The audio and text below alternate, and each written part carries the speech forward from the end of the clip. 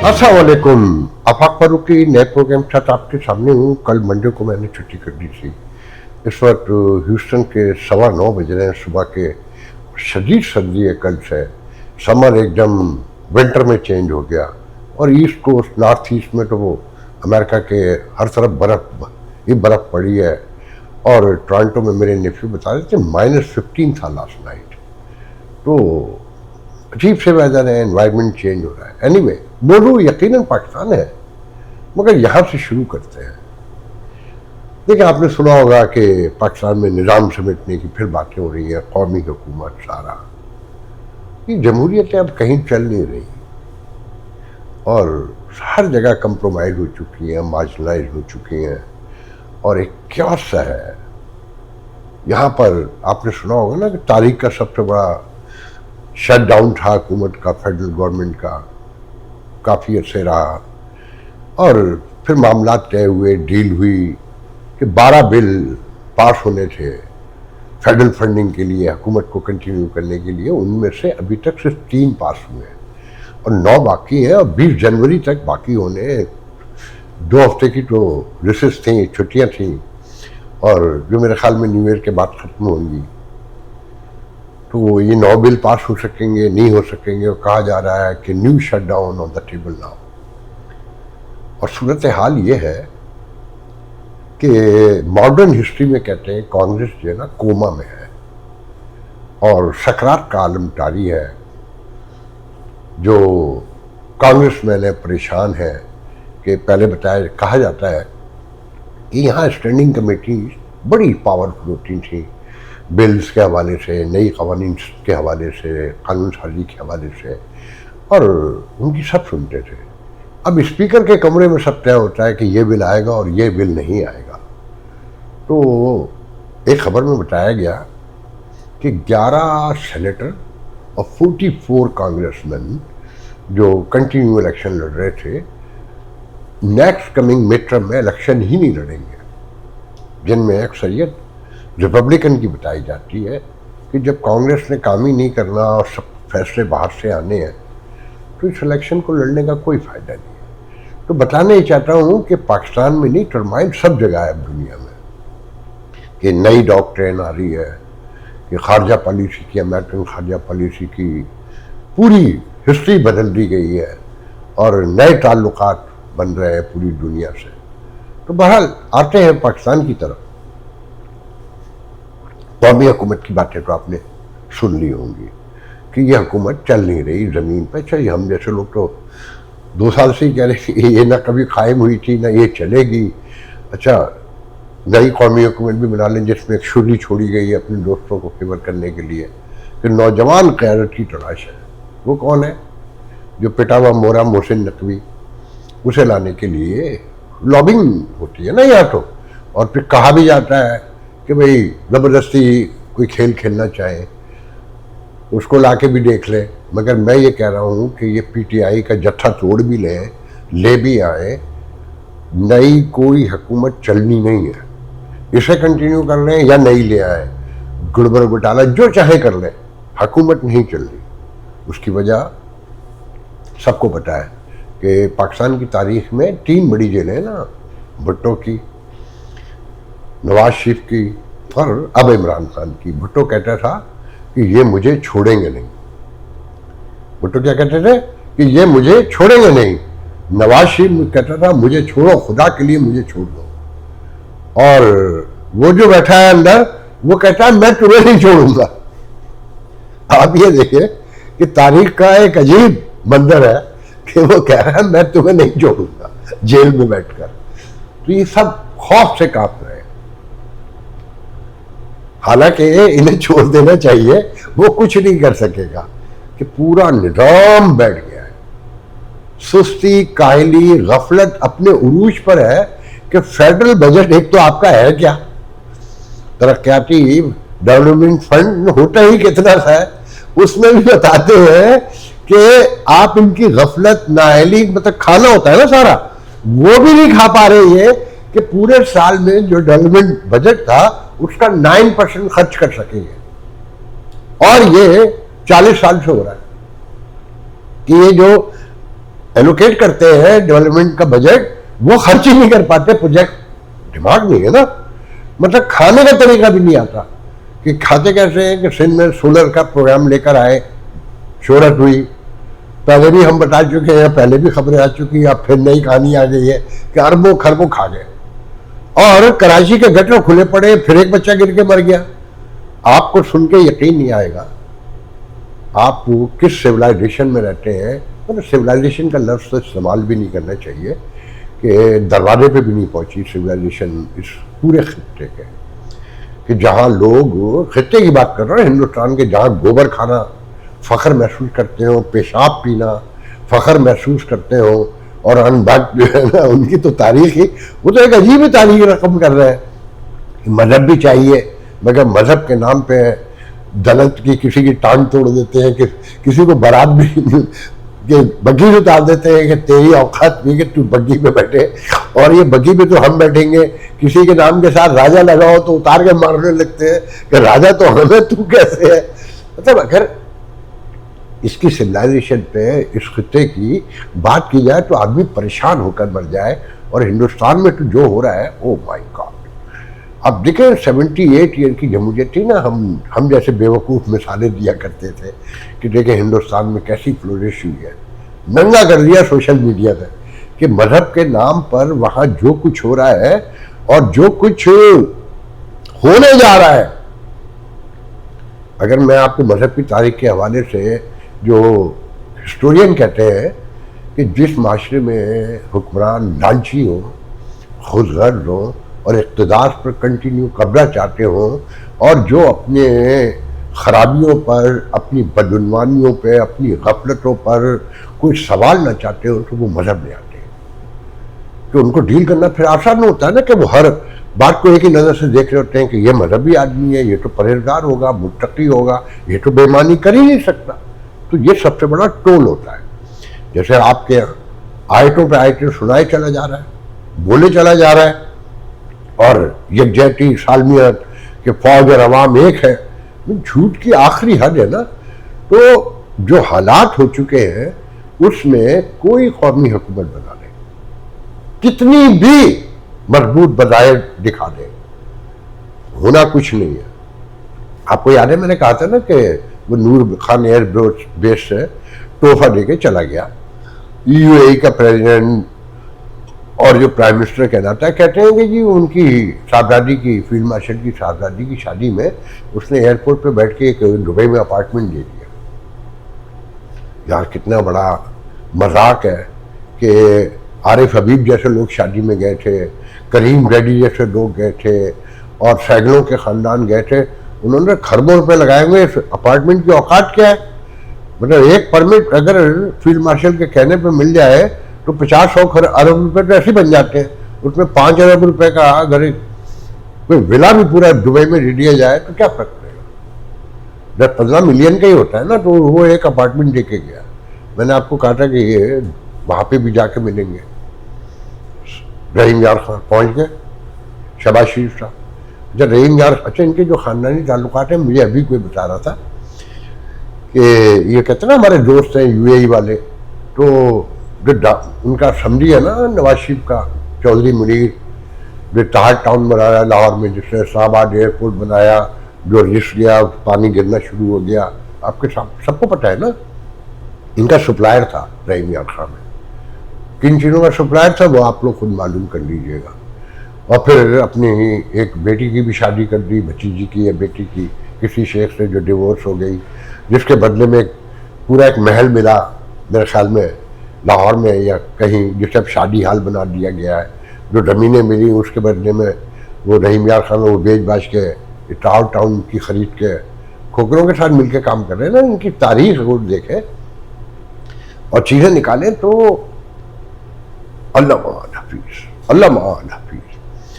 सूरत हाल कितनी ख़राब है, मैं एक ख़बर शेयर करता हूँ, उससे आप अंदाज़ा लगाइएगा। मुल्क का वज़ीर ख़जाना औरंगजेब जिसको लाते हुए कह रहे थे कि ये तकदीर बदल देगा इस मुल्क की, वो कहता है ये जो अब नौजवान है ना हमारे, ये हमारी इकोनॉमिक की पावर है, मईशत की ताकत है। तो मुझे हंसी आई कि उसकी राल टपक रही नौजवानों पे। वो मैं बताता हूँ राल कैसे टपक रही। पहले इससे कोई ये पूछे कि 62% आबादी तेरे मुल्क के नौजवानों की है, बिलाशुबा अगर किसी सिविलाइज माशरे में होते और जिनके हुक्मरानों को इकॉनमी रन करना आती होती, या जिन्हें पता होता कि प्रॉस्पेरिटी लाने के लिए पीस कितनी इम्पोर्टेंट है, तो वहाँ ये नौजवान काम आते। तो इससे कोई पूछे तेरे मुल्क में कुछ सनत है, तेरे मुल्क में कितने सर्विसेज के बिजनेसेस हैं, कितने काश्तकारी बढ़ रही है, और सनत नहीं कितनी साइंस एंड टेक्नोलॉजी आगे बढ़ रही है जो तू इन नौजवानों को खपाएगा।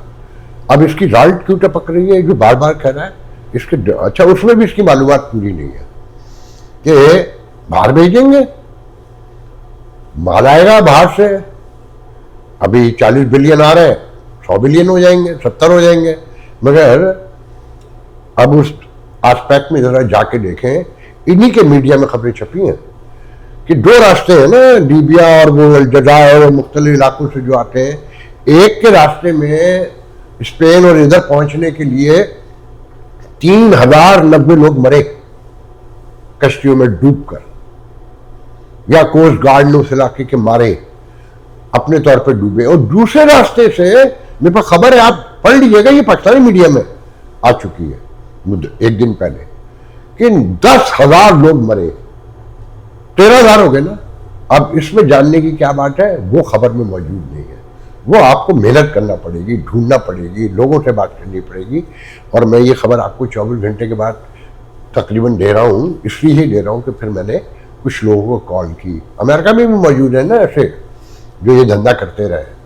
तो उन्होंने बताया कि मोर देन 48% टू 60% इन मरने वालों में पाकिस्तानी शामिल थे। आप में से बहुत से लोगों ने तो वो वीडियो भी देखी होंगी ना कि लीबिया के कैद खानों से जो लोगों की 200 250 जमा है और वीडियो लाई हैं कि हमने चोरी से ये पैसे खर्च करके फ़ोन ख़रीदा है किसी को पैसे देकर, और वो हाथ जोड़ जोड़ कर रो रहे हैं, और ये लीबिया होकर आया तुम्हारा फील्ड मार्शल। मगर उनके लिए कुछ नहीं किया। ये वो कैद खानों में पड़े हैं जिन्हें 3-3 दिन के बाद इतना खाने को कोई चीज़ दी जाती कि सांस ले सके, पानी तक नहीं दिया जाता। और वो बताते हैं ऐसे जाने कितने कैद खाने हैं कि उनसे पहले पैसे लिए गए कि यूरोप पहुंचा देंगे, दुनिया में इधर उधर भेज देंगे, फिर उन्हें उनके घर वालों को ब्लैकमेल किया जा रहा है कि इनकी रिहाई के लिए पैसे दो। और वो सालों से कहते हैं कुछ जो ऐसे हब हैं जहाँ बंदे बंद हैं 250-250, 300 की तादाद में, कि वो साल 1.5 साल से बंद है। और उनके घर वाले बेच बेच के अपनी ज़मीनें, अपने जेवर, अपनी जायदादें, अपने मकान, अपने बच्चे उनको पूरा कर रहे हैं। तो इनके दिमाग में अभी भी ये है कि ये चढ़ा देंगे कश्तियों पे। मगर इनको ये नहीं पता कि इमिग्रेशन कितना खौफनाक होता जा रहा है यूरोप में, अमेरिका में, और किस पैमाने पर सोसाइटी को यहाँ पर अपने कल्चर से जोड़ने के लिए इमिग्रेंट के खिलाफ मुहिम चल रही पूरे। अभी मैं वीडियो देख रहा था, शायद बरतानवी पार्लियामेंट की थी, कि कोई खड़े होकर उनका मेंबर पार्लियामेंट कह रहा था कि उन तमाम इमिग्रेंट को निकालो जो इस मैशत पे बोझ हैं, जो काम नहीं करना चाहते, जो फैसिलिटीज भी लेते हैं और जिनका क्रिमिनल रिकॉर्ड भी है, जिन्हें अंग्रेजी भी नहीं आती, जो हमारे कल्चर के खिलाफ काम भी करते हैं। अब आप खुद सोच लें कि इतनी बड़ी आबादी नौजवानों की, जहां कोई सनत नहीं, कोई कारोबार नहीं, जहां लूट मार हो, आप समझते हैं कि वहां कोई ऐसा काम हो सकता है कि जो इन नौजवानों को इस्तेमाल किया जा सके या आगे बढ़ा जा सके, या कोई कौमी हुकूमत बन जाए तो वो मामला को संभाल लेगी। जब दहशतगर्दी का आलम ये हो, रिलाइज भी न कर रहे हो कि मीडिया में खबर किस तरह देखें शाये कराई जाती कि एक लड़की नौजवान कमसिन पकड़ ली कराची में जो खुदकुश बमबार बनने जा रही थी और उसे मौत से बचा लिया और उसे बहका दिया गया था। अब समझ में आया कि नौजवान बलोच लड़कियों को क्यों उठाया जा रहा है, कि घर घर ये वबा फैल चुकी है। उनके अंदर आज़ादी और इस शीश से जान छुड़ाने के लिए यहाँ तक उतर आए कि नौजवान बच्चियाँ, घरेलू लड़कियाँ, पढ़ी लिखी लड़कियाँ, यूनिवर्सिटी जाने वाली लड़कियाँ, डॉक्टर लड़कियाँ, मतलब शऊर और कहाँ से आए। एज के साथ आता है, एजुकेशन से आता है, एनवायरनमेंट से आता है। तो वहां खुदकुश बनने की दौड़ लगी हुई है और ये कहते हैं सब कुछ इनके कंट्रोल में है। और साथ में खबरें छपती हैं कि जी अमेरिकन कंपनियां जो है बलूचिस्तान में और केपीके में बदनियाद निकालने के लिए उनके रुझानात में तेजी आई है।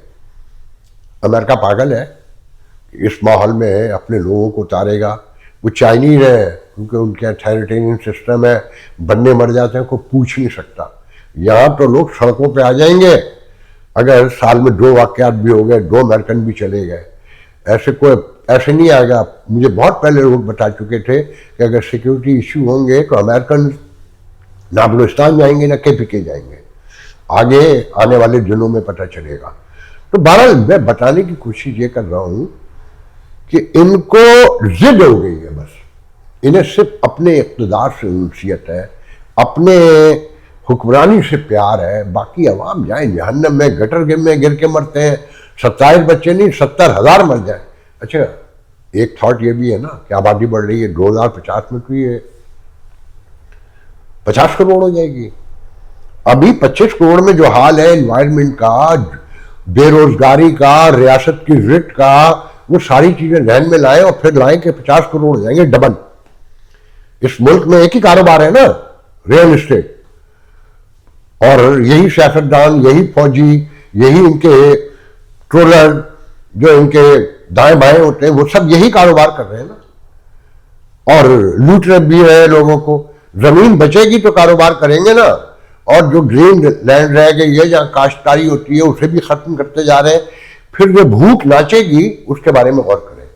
मैं तो सिर्फ आपको यह समझा सकता हूं कि आने वाले दिन यहां कितने खौफनाक होंगे। अब तो पॉल्यूशन से और जो हिद्दत है बढ़ती हुई, टेम्परेचर है, जिस तरह से ग्लेशियर पिघल रहे हैं, उससे सब सिमट जाएंगे, फारिग हो जाएंगे। और 27 बच्चे गटर में गिरा के या बलोचों को मार के या अपने ही फौजियों को मार के, कि मेजर कल बाजोड़ में मेजर भी मारा गया ना, आपने सुना होगा। रोज ख्वारिज मारे जा रहे हैं, रोज ख्वारिज बना के मारे जा रहे हैं। कितने मार लोगे भाई? ये आबादी फिर भी बढ़ेगी।